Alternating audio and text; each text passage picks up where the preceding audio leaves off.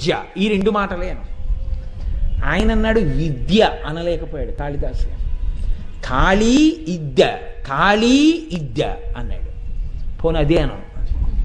ఈ మొండితనం అమ్మవారి దగ్గర చూపించు. వెళ్ళిపోయి కాళికాదేవి గుళ్ళో కూర్చున్నాడు.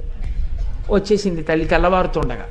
తలుపు చప్పుడు చేసింది, తీయలేదు. తోసింది, తీయలేదు. ఎవడరా లోపల తలుపు తీయంది.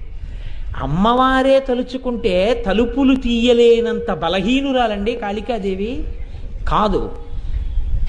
వచ్చిన ఆవిడ తనని అనుగ్రహించగలదు. గొర్రెలు కాసుకునేవాడిని నాకు ఆవిడ ఎలా ఇస్తుందండి కవిత్వం అని అడగకుండా కూర్చున్నాడు వీడి విశ్వాసం.